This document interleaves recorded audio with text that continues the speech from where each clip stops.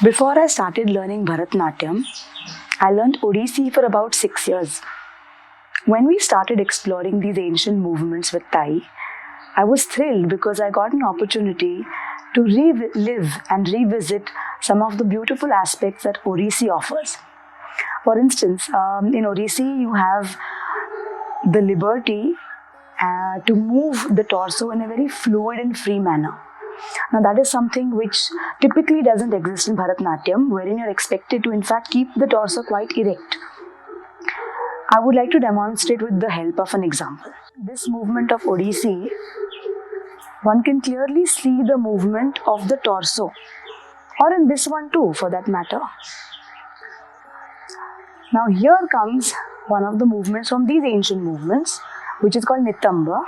Now, here again, we are able to see the free and fluid movement of our torso. Me विकिराज Kadale, Guru doctor सुचेताताई सापेकर यांच्याकडे मी पदव्युत्तर शिक्षण घेतोय. नाट्यशास्त्र हा सर्व शास्त्रीय नृत्य शैलींसाठीचा आधार ग्रंथ आहे. अंजुताई सोबत या ग्रंथाचा पुन्हा एकदा अभ्यास करण्याची संधी मला मिळाली.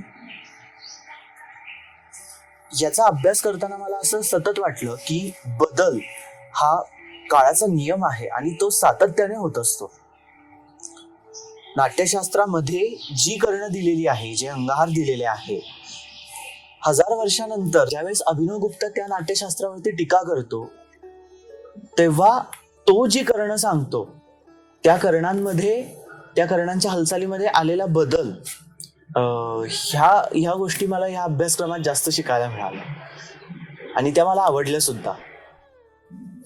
Namaste everyone, myself Mansi Saranke.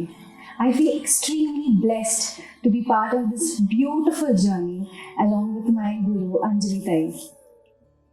On the very first day, our thoughts were so scattered and then later we tried to narrow it down, gather them together and be truthful towards the text.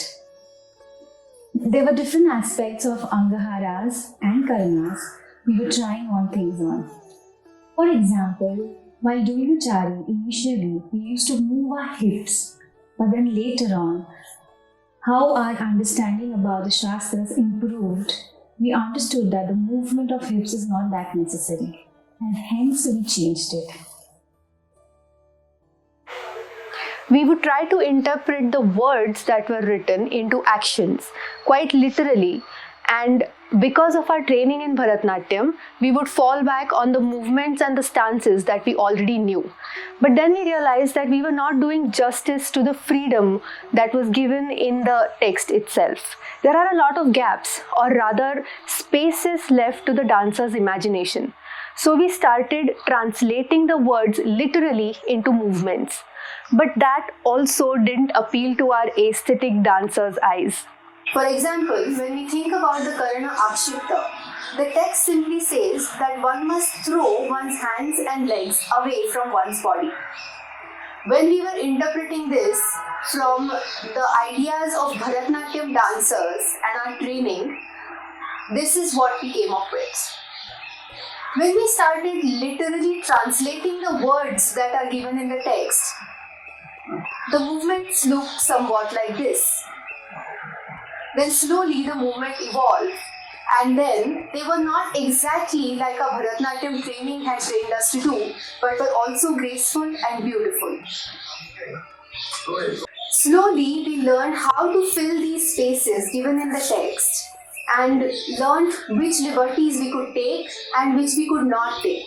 We evolved as dancers in this process and learned to speak the language of dance through movement.